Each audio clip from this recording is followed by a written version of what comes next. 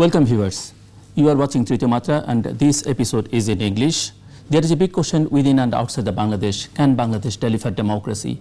We'll talk on this, and my guest tonight is Ambassador William Bill Milam. William Brand Milam, a former US Ambassador to Bangladesh 1990 to 1993 and Pakistan 1998 to 2001. Milam is currently a senior policy scholar at the Woodrow Wilson International Center for Scholars in Washington, D.C., where he completed a comprehensive study on modern Pakistan and Bangladesh. He received a Presidential Meritorious Service Award in 1990 and a Presidential Award for Outstanding Service in 1991. Among his major publications, we can name here at least two: Bangladesh and the Burden of History, published in Current History, and Bangladesh and Pakistan, Flirting with Failure in South Asia, published from Columbia University Press in 2009. Ambassador William Milam, welcome to Tritiya Matra. Thank you. It's a pleasure to be here. Let me first express my deep appreciation for your love and feelings for Bangladesh and its people, both during your tenure as U.S. Ambassador and later as a scholar, writing and advocating for Bangladesh's democratization and development. May I take this opportunity to ask you my first question, whether democracy is in deep crisis in Bangladesh now? If so, why and what reasons will you advance? Well, I think it's in crisis, yes. I think, and I don't know if I can explain all of the reasons, but let me first start by saying why people who feel that way.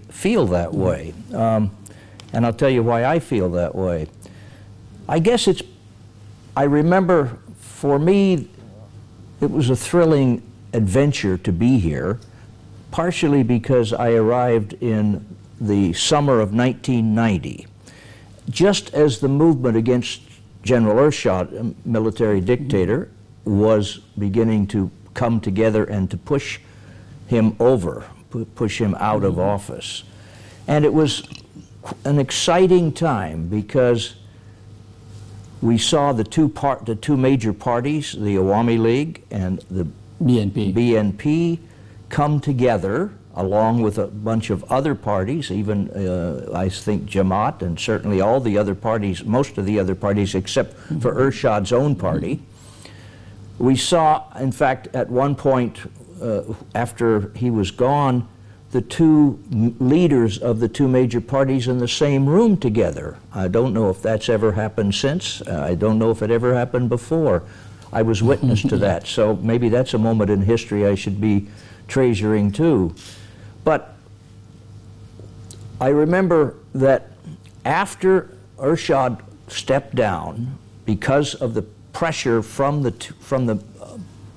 what I would call a people's movement, and the next day the head of the interim government, who was the Supreme Court Justice Shahabuddin Ahmed, called all the diplomatic corps to the presidential palace to, I don't know if it's called a palace, but the presidential, yeah, exactly, yeah.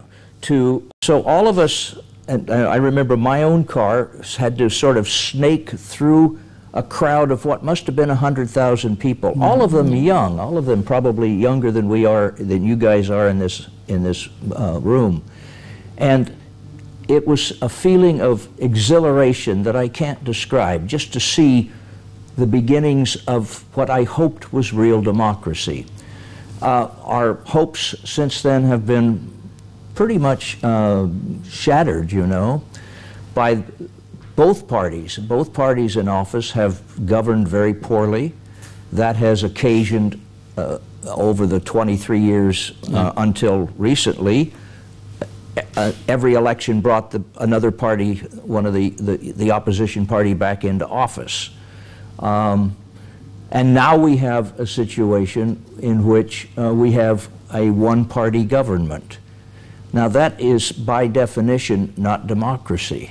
And one thinks of, if you have a scale from authoritarianism to democracy, Bangladesh moved from 1990 to, say, the early 21st century along that scale, from the authoritarianism that it was under Ershad to Begum Jia and approaching something Sheikh approaching Hasina. democracy.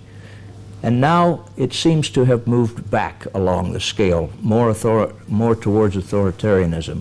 So I think anybody who was here and who had experienced that tremendous feeling of 1990, when it looked like the whole world was going to be, democratic, is saddened by what's been going on since. So that's why I think, and now that you have just a one-party government, which might develop into a one-party state, that's quite often the usual pattern, I think people are quite worried about what's going to happen here. Ambassador, can you rethink democracy in Bangladesh context? What are the essential requirements that Bangladesh has to fulfill to have a new and meaningful democracy? Well, I mean, I think it's pretty clear. The first thing they need is a government which involves an opposition party. Bangladesh is a parliamentary democracy. By definition, the majority party rules, and the opposition party is in parliament to try to put a check on the majority party. Now there's no opposition. I'm sorry. I know there is a nominal opposition, and I don't mean to be insulting, but in fact, most observers don't one is define it as a real opposition and as a another real one is opposition. informal, I'm sorry, opposition. what? Sorry? One is formal opposition and another one is real informal opposition. Well, what you've got now is kind of an informal, unreal opposition, as far as I can tell. Right. It's nominal in everything but name, I guess. So, yeah, I think that a two-party system is sort of a viable two-party system is sort of the starting point. Beyond that, you need a different culture, a culture where an election is not tantamount to death, and I think that's exactly how both parties feel. It's winner take all in every election, and so a winning party comes in and it immediately takes vindictive measures against the opposition, and this is a pattern on both parties' part. And and then the party out of power goes to the streets, boycotts parliament. I mean, this pattern has really, I think, disheartened people. And now, of course, I should talk about the present. Now, of course, with only one party in the government and the opposition appearing to be in total disarray, I think there's a great deal to worry about in terms of whether they aren't I'd say going further away from any kind of democratic structures. So far I know you are working in a project at the Wilson Center named Back to Square One in Bangladesh. What are the major findings from this project you have? Well, that project is, it's not really a project, it's just something that... Study? Like a study? It's a study, yeah. I think people really want to go back to where we started and perhaps start over again. That's the way I would describe it, very simply. I mean, I don't want to get into the details because it's very complicated. Well, in one of your articles published in the Express Tribune, you have started with, quote, "Politically, Bangladesh has come full circle to the tipping point it faced almost 40 years ago. The election of January 5 brought one-party government back. History tells us the next likely step is a consolidation of a one-party government into a one-party state. But history doesn't always determine politics. It's ain't over till it's over. And Bangladesh has a way of confounding pundits who predict its future. Remember, for example, that famous 1972 prediction that would be forever basket case, unquote. What do you want to mean actually? The 72, I'm sorry, I didn't catch that. I'm quoting from your... I remember writing it, yeah. So what do you mean actually by saying that Bangladesh has a way of confounding pundits who predict its future? Oh, I know what you mean. Yes, may I interrupt you? I'm sorry. Yes, sure. Yeah, remember right after the separation from West Pakistan and the creation of a country called Bangladesh, somebody called the new country a basket case. That's alleged to be Henry Kissinger. Henry Kissinger claims not to have said it, and I think actually it was said by someone else. I think I know who it was. But in any case, it was an American official. But Bangladesh has not become a basket case. In fact, the prediction that it would be a basket case has been totally confounded by the progress it has made both economically and socially. And I would stress the social progress as much, if not more, than the economic progress. By social progress, I mean education, which the education levels are rising, health, which has gotten better. Mortality rates are far less, and the age of living age is much older. And also, a very important thing, which I think Bangladesh can claim great success for, which is a reduction of the fertility rate. If you look at 1971, or say 72, the fertility rate in Bangladesh was 7 children per woman per lifetime.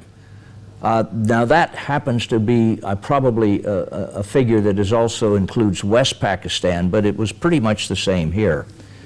It's hard to separate them out now at this so late. But over the years, the fertility rate has come way down to barely the replacement rate. And I think that's a great accomplishment because it is a very dense country, after all, very crowded. But it's not anywhere near as crowded as it would have been if family planning had not been pursued by the government with the help of external donors very assiduously, very vigorously. So I think, it's got a lot of things to its credit, and the prediction that it would be a basket case forever on the dole, if you will, just turns out to be wrong. But if I may, if I've got a but, the politics have not improved much, and that's the problem. And that's the big problem. Yeah. Ambassador Bill, in your book, Bangladesh and Pakistan, Flirting with Failure in South Asia, you have described 2 Bangladeshi leaders, Sheikh Mujibur Rahman and Ziaur Rahman, in many ways. Could you please describe them in 2 sentences? 2 sentences? Oh my goodness, that's really difficult. Well, Sheikh Mujib was a great orator and a great charismatic leader of a movement. And, I mean, he is a great man. Ziaur Rahman was called to greatness later, and I think in both the way he stabilized the situation after he became Chief Martial Law Administrator in 1975, and the way he built up a sort of working system which was actually trending towards democratic. I don't claim it was democracy, but it was trending towards democracy. And his life was, of course, as was Sheikh Mujib's, snuffed out far too early. So we will never know how great these men would have been had they been allowed to live to accomplish what they had in view. But so I think they're both great men. What's about Sheikh Hasina and Begum Khaleda Zia? How do you describe them? I would describe them not as great as their parents. Parents or husbands. Yeah, parents or husbands, that's right. I think both of them have made a lot of mistakes. And I think right now, people have accused me of being pro-BNP because I've written some things that the government takes as distasteful. But in fact, I think the BNP is responsible, probably more responsible than the Awami League for the situation now. I mean, they made some really seriously bad decisions in the run-up to the election and the election. And I'm not afraid to say that in public, or I wouldn't have said it. What is your assessment of the current state of political parties in Bangladesh? What do you think about their main deficiencies? Will the current party leaders be able to overcome them and sit on one table to resolve the crisis of trust in inter-party relations so essential for democratization? That's a terrifically difficult question, and I'm not sure I can give you a very good answer. The first part of the question, if I can just take it one party at a time, is that the government is now controlled by one party, which is the Awami League. That party is becoming, I think almost because it's sort of natural for political parties to do so, is becoming more and more authoritarian. It's, you know, many of my friends, I've been here for a week now, many of my friends who are sort of on the same wavelength that I am have been hassled and harassed, and I think the government is trying to constrain the media to certain areas where it, and you know, give it no-go areas, and so set out no-go areas and so forth. And the tendency, given Bangladesh politics, which I think are winner-take-all, the tendency will be to try and take it all. I just see that as natural and inevitable. On the other hand, the BNP has a terrible problem in trying to restructure and repackage itself, because I think it's very fragmented. It hasn't really it made some seriously bad decisions, which it's going to be very hard to live down. And it is, and I think, you know, it needs to be it really needs to be repackaged. I can give you a lot of detail, but what you need here, I think, what is needed for a real democracy is a party of the left center. The Awami League kind of fills that bill when it goes back to being the Awami League of old, and a party of the right center. But I would say both parties are secular, pro-liberation, and they need to be working from more or less the same script in terms of the country as a whole. They just have different approaches. One would be more free enterprise, one would be more sort of, or less free enterprise, and so forth and so on. But what you need is two parties which represent kind of center-left and center-right, and you haven't got it now. Ambassador, in new democracies like Bangladesh, governments that come to power through ballot box often become corrupt and power-hungry at the cost of public service. We have seen it in the past 2.5 decades of electoral democracy. How would you cure or mitigate this chronic disease from Bangladesh's body politic? The only cure is more democracy, more accountability. This is where I think Bangladesh and many other developing countries have not yet got to the point where they can cut out the corruption and bad politics. And it's because the public has not yet learned, I'm sorry to say, that governments have to be accountable to them, the public. And when governments are accountable to the public, then, you know, these kinds of things usually are not allowed, and if they do happen, they're punished. But there's no accountability now when either party's in power. You know, that's just a fact. It's not just a fact in this country, by the way. It's a fact in a lot of countries. Mr. Malam, in your article titled "The Bangladesh Paradox," you have concluded with this sentence, quote, "This election means January 5th election, instead of deja vu all over again, could be the tipping point to something entirely new on the subcontinent. Still, do you believe that? Or, I'm quoting one of your article's headline, is the worst yet to come?"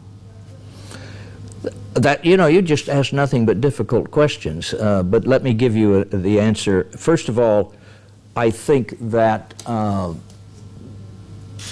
the paradox that I was talking about in that article is that Bangladesh has so much potential.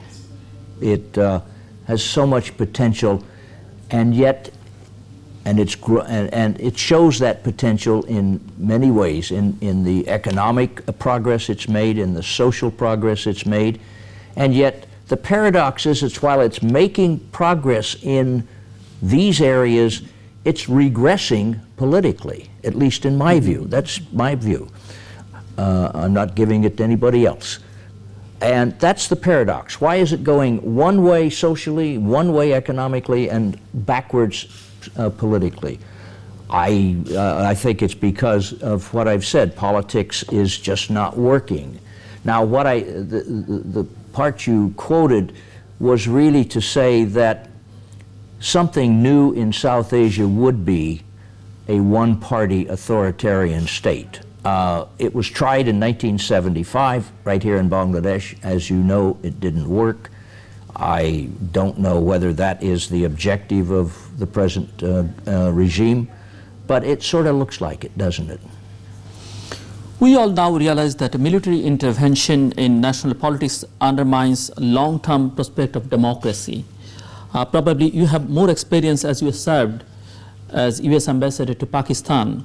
But if the political parties do not develop democratic practice and are unable to make compromise on critical issues, including the electoral process, what happens at the end? Democratic dictatorship or military rule? What is the trajectory in Bangladesh case? All of the above, I guess, or none of the above. There could be something else. I don't know. I think the situation is grave enough now, so people have to start worrying about what the end is going to be. At this point, I think it can only end badly. But what's badly? I don't really know. Nobody can foresee the future. Yeah. This government's going to be in power for 5 years, it says, and maybe more. Even more than. Yeah, well, all parties want to remain in power forever, so that's nothing unusual. But you could get to the point where the military, again, like it did in 2007, intervene. You could get to the point where there's just a popular explosion of wrath. And you said it earlier, Bangladeshis they're not going to accept authoritarianism very well. They're going to fight back at some point. How are they going to fight back? How are they going to channel that? Through the military, through a revamped BNP, through another party? I don't know the answer to that. It could be some sort of a popular explosion that doesn't have any particular channel. There's a whole range of possibilities, and I don't think anybody could predict. But I don't see the way things are going that it's going to be a good ending. Now, if it is, I will be very happy because I'm very fond of this country. Yeah, I got your point. Yeah. So, do you have any suggestion to check Bangladesh's drift towards the possibility of one-party authoritarian rule or a military intervention? Do I have any suggestions about military intervention? Or do you have any suggestion to check Bangladesh's drift towards the possibility of authoritarian rule or military intervention? I think they're implicit in what I've said already. You need to restore a two-party system, and a strong, viable two-party system. And then you need to make politics less of a zero-sum game, of a winner-take-all game, in order that the politicians don't try to stay in power no matter what. I mean, if you look at the history, you find that that's what happened in 2006. The BNP was trying like crazy to stay in power. They had at that point, they had a caretaker provision, but they were stacking the caretaker in government and with their own people, and obviously they were planning to find a way to stay in power. When you get to 2008 or 2009, when the election occurred, I guess I should talk about the last election, just this year, 2014. One party refused to join because they wanted the caretaker commission provision back in the Constitution, which didn't seem to be on. The other party could have delayed the election under the Constitution, as I understand it. I think people will disagree on that, but I'm sure I'm right. And nobody went out of their way to try to find a solution to the impasse. And I think, you know, in a sense, both parties are wrong, but really, in this case, the opposition was wronger, if I can use that word. In another article titled "The Land of Lost Content," you have mentioned Ali Riaz, professor at Illinois State University, that Riaz believed that the government's clearly authoritarian mindset and increasingly authoritarian actions will encourage the extremist. And you said Riaz is right, and then you explained about the extremists. Could you please start to explain this here again? Well, you know, first of all, let me explain the title, because it comes from a poem I'm fond of by A. Housman.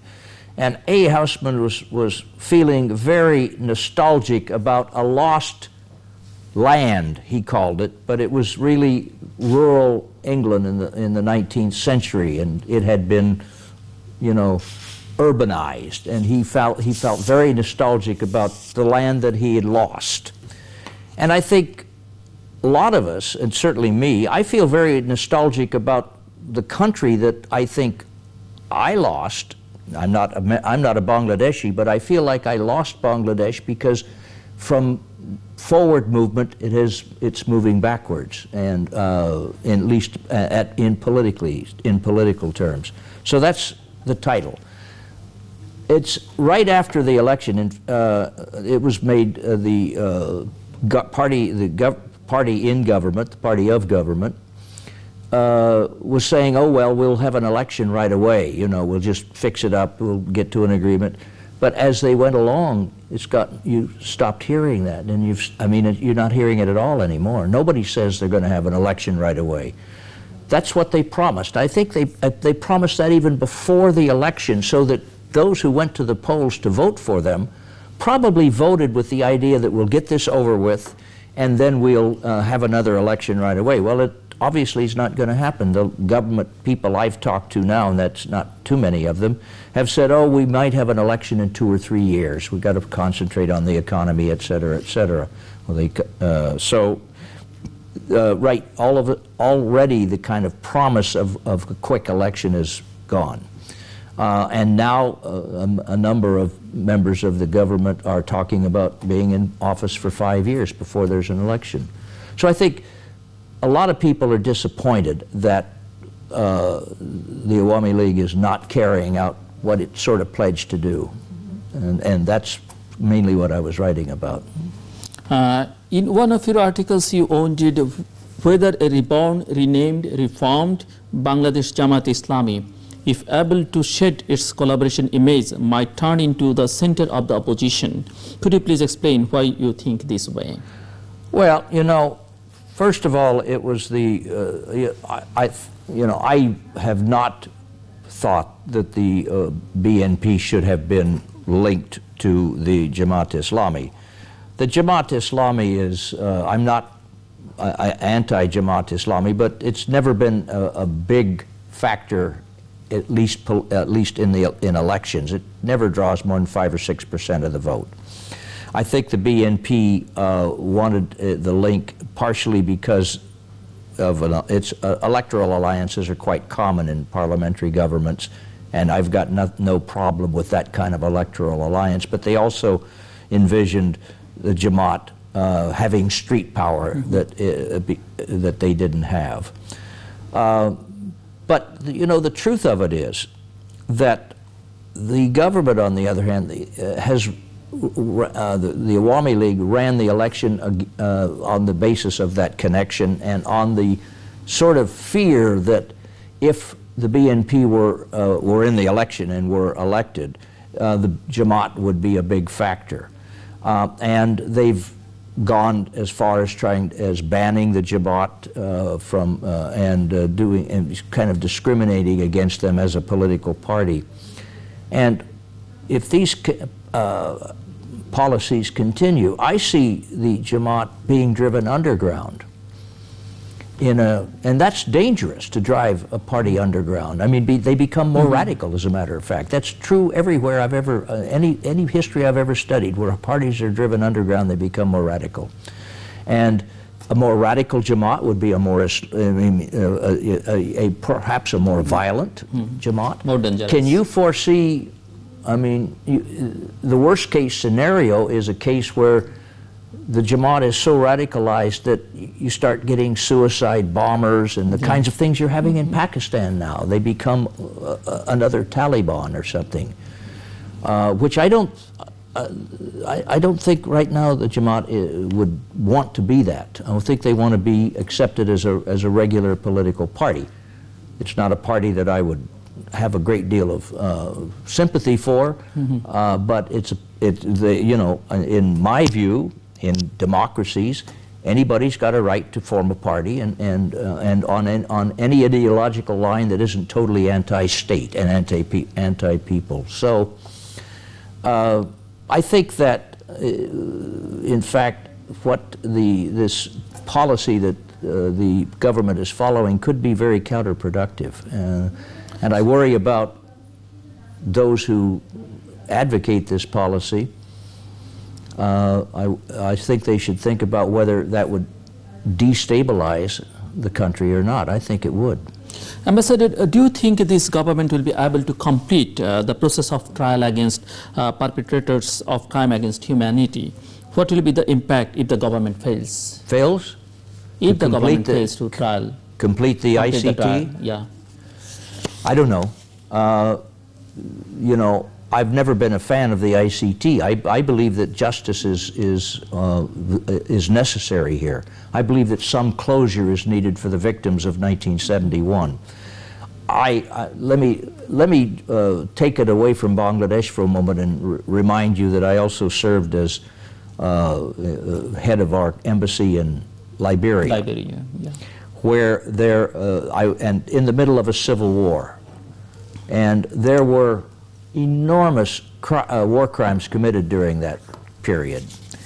And I have been advocating that somehow Liberians had to get justice for the crimes that were committed in order to move, to come together and to have a coherent country. I think that's true in Bangladesh to some extent. The crimes are much longer ago, and I think that, but I still think the victims deserve justice.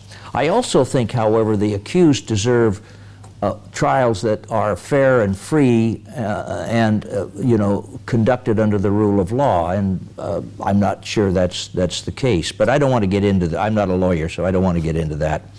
But I think that it would be, frankly, as I understand it, a great deal of very high proportion of the Bangladesh population supports the idea of justice and supports the idea of these trials if they're well conducted. So I would like to see them continue, but on a basis of really fair procedures, real procedures that are approved by the international international law, and you know, and get this and get them get whoever is proven guilty. Well, I don't want to say anybody killed, but in fact, at least punished. If they don't do it, I think a great deal of the population will be disappointed, frankly. Do you think elections? Although let me just say something else. I'm always a little confused by the popularity of these trials, because something like 70% of the Bangladesh population was born after the war.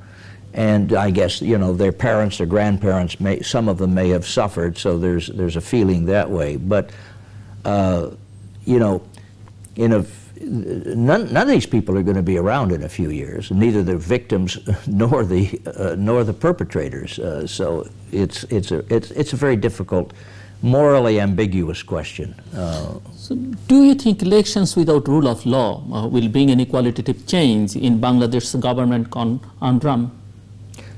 In Bangladesh governance. Well, I think the rule of law is sorely missing now. When I was here, one of the things that I hearken back to with great fondness is the fact that in the early 90s, when I was here, the judiciary was a rock of integrity and could be counted on to stand up for human rights and for to bring justice and resist injustice. that doesn't seem to be the case anymore. And I'm afraid that both parties in the last 23 years, in their times in office, have made appointments to the judiciary which were not very wise appointments. And so I fear that the rule of law is not there anymore. And without, you know, I think democracy needs institutions like the judiciary that will stand up for right and stand up for justice. The judiciary is not the only one. There's a field of thought that I sort of subscribe to. It's basically, you find it sort of in the book called Why Nations Fail. And it makes the case that in the long run, only the countries with what they call inclusive institutions, which have included all parts of the population and the vested interests of all parts of the population, and which are, shall we say, sort of have a great deal of integrity. Mm-hmm. Without those kinds of institutions, democracy will not flourish. And you know, you see that countries which have not had inclusive institutions, and at least if you read this book, have not become democratic. And there is a link between democracy, full democracy, and economic progress, because sooner or later economic progress is stunted if you don't have the institutions that preserve democracy. So how would you characterize the present government of Sheikh Hasina, who perpetuated her own power through many observers describes as a partial election on January 5, 2014? Do you think she can march forward towards consolidating Bangladesh's economic gains without political stability? Well, I don't. I think probably that it will be difficult. But I think the Bangladesh economy will continue. It has momentum. There's momentum in the economy. It will continue to grow at a respectable rate. I think the predictions of 7% are perhaps a little too high. But I suspect that you will get, even given the bad governance, because there's been bad governance constantly for the last 20 years, and it's grown about 5.5%, 6% every year. I don't see that stopping in the short run. I can't predict how it will do in the long run. I think that's very unclear as to whether the way the country seems to be going, appears to be going, in a political sense, will affect the growth of the economy or not. You have to think about what's going to affect both domestic investments, a very important issue, and foreign investment. Because without adequate investment from both the domestic side and foreign investment, the economy will start to stumble.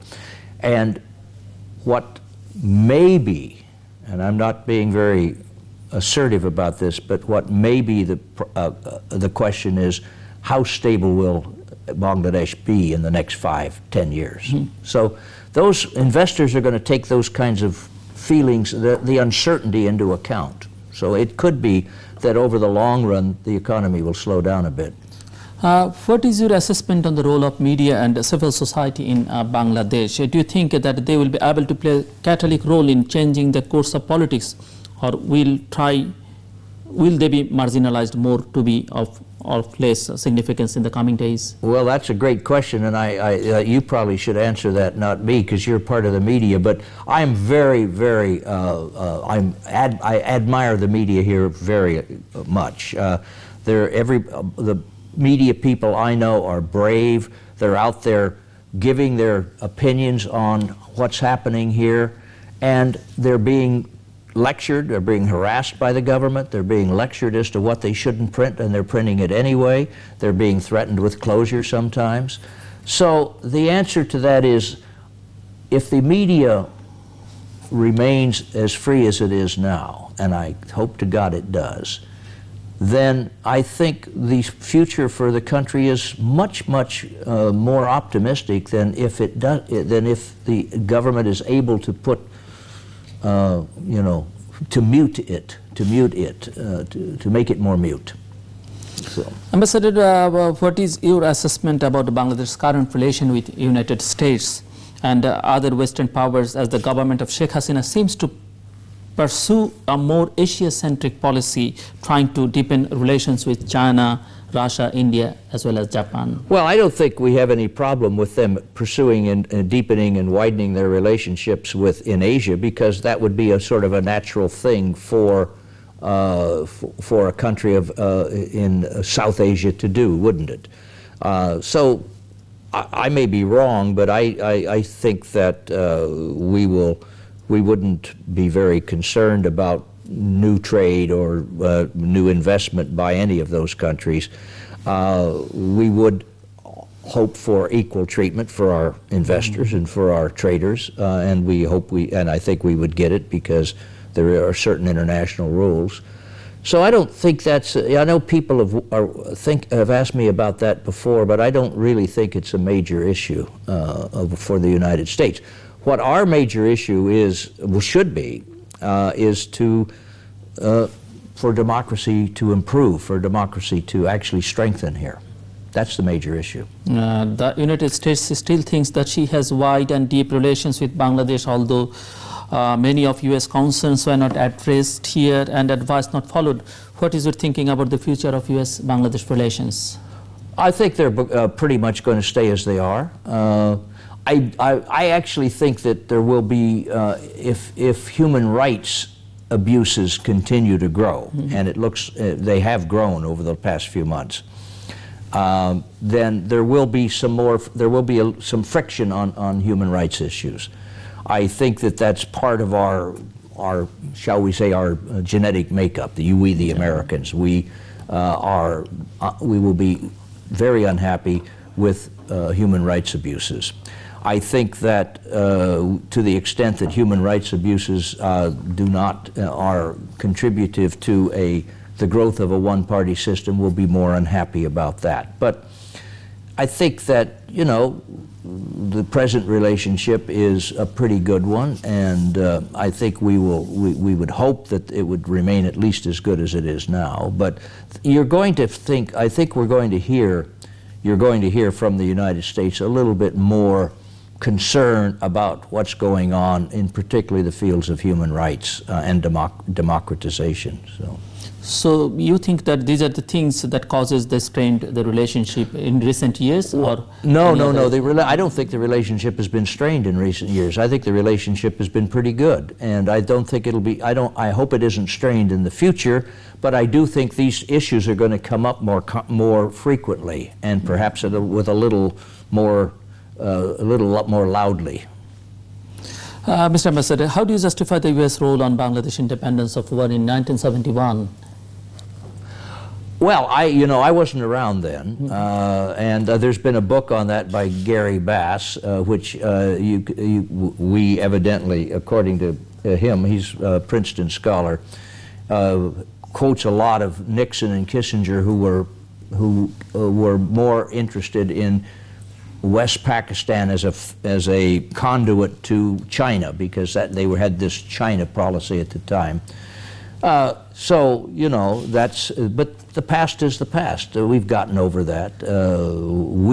But I must tell you that in 1971, to the extent that the people of America thought about it, they were very pro-liberation. Yeah. And I myself, and a lot of people participated in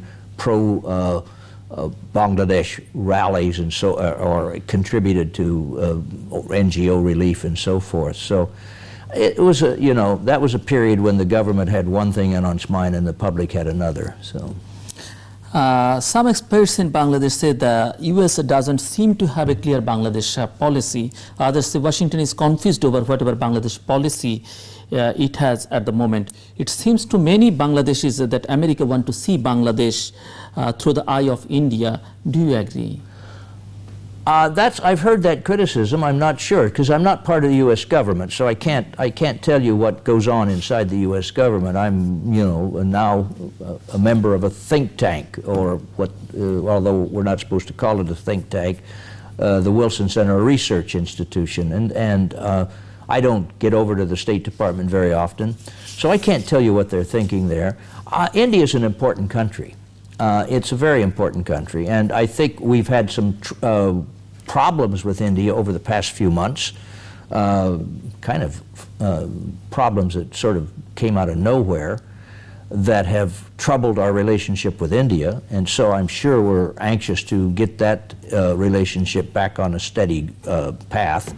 And of course there's a new government in India, and so we assume that the new government will have different policies and so forth. So, but I don't think our policies have been really beholden to India. Our policies on Bangladesh have been beholden to India. We did disagree with the way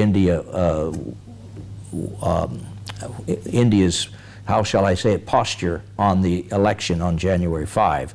They were much more supportive of the election as it was than we were, but I think there's been something in the newspapers just today which it may indicate that India is moderating that view a little bit too.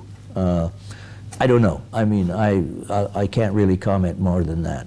How do the Americans, especially government, diplomats, media and scholars, look at the anti-Americanism approach of the ruling force in Bangladesh and their ally?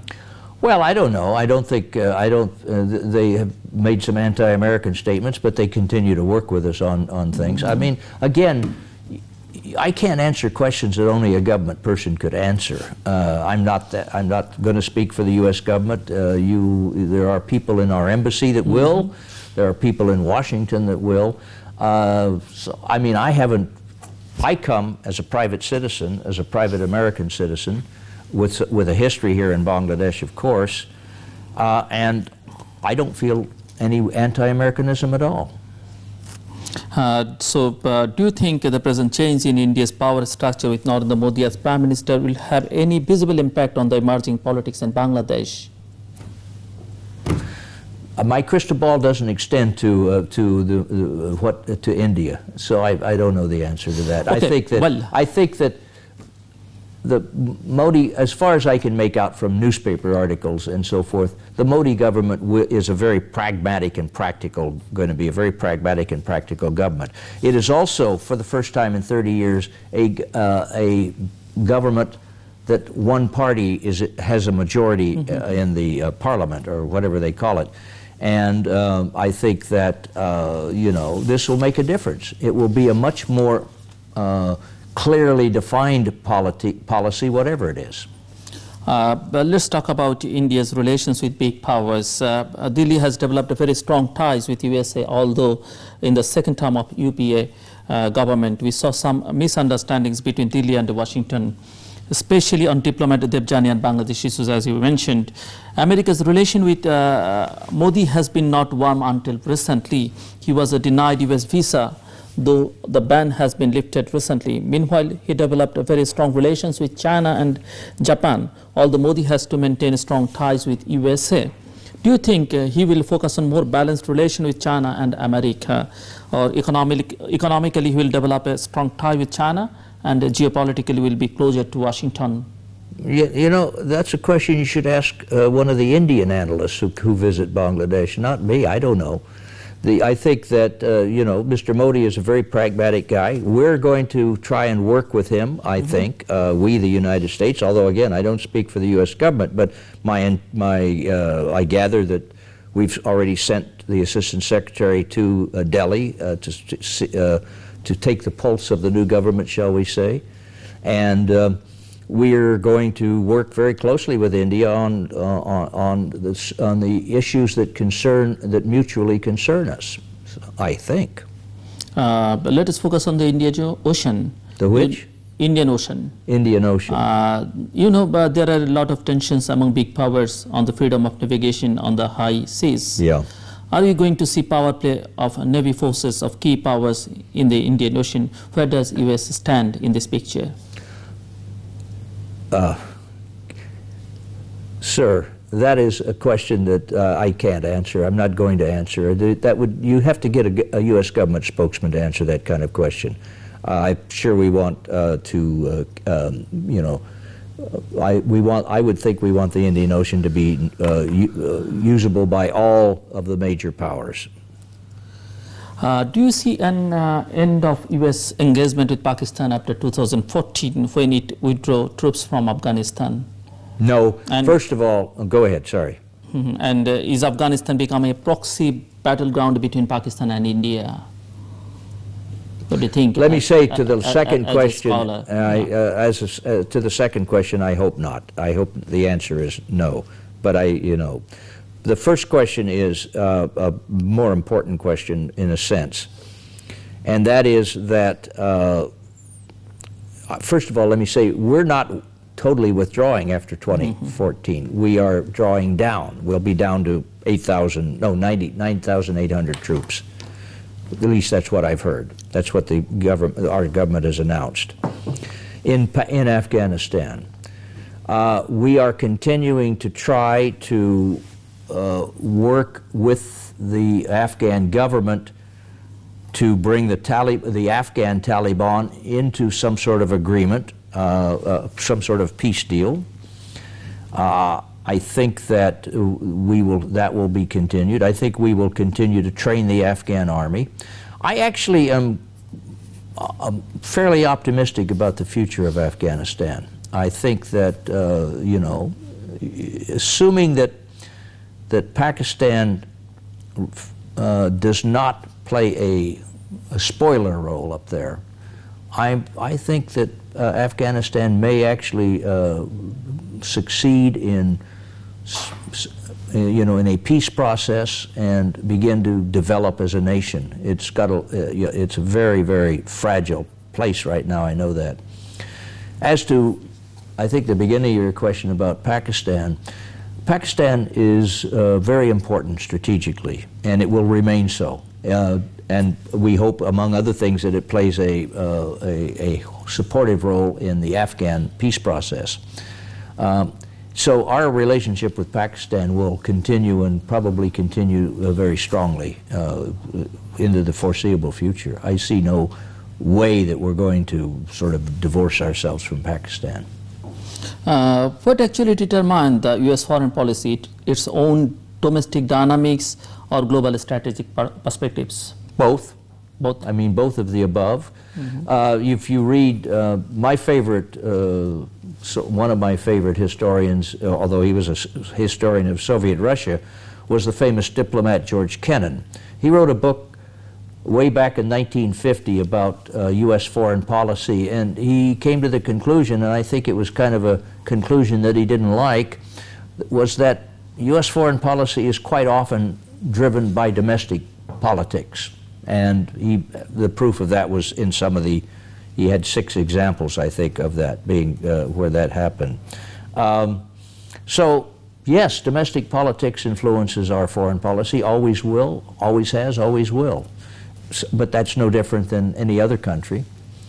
But we do take account of global geostrategic interests. Sometimes I think we get confused on what our interests are. Probably other countries do too. For example, I think we got terribly confused in the early parts of this century about, what our interests were in, shall we say, Iraq, where we made some serious mistakes, and we occasionally make more mistakes. But we do think geostrategically about what our interests are, but we also pay attention to what the politics are. And remember, we are a democracy. We have a legislature, a Senate, and a House of Representatives that have a big say in foreign policy. And the president just doesn't make foreign policy on his own. He has to go to Congress and get the money for it if it requires money. He has to get permission for many of the things he does. And so this Congress holds a great deal of power on this issue. Ambassador, to save the Grameen Bank, You have suggested in your article titled Dhaka forecloses the Grameen Bank that, quote, the US and European governments will have to threaten to cut off bilateral assistance programs and other aid through multilateral institutions like the World Bank, unquote. Why you were suggesting this? Why didn't you think about Bangladeshi ordinary people?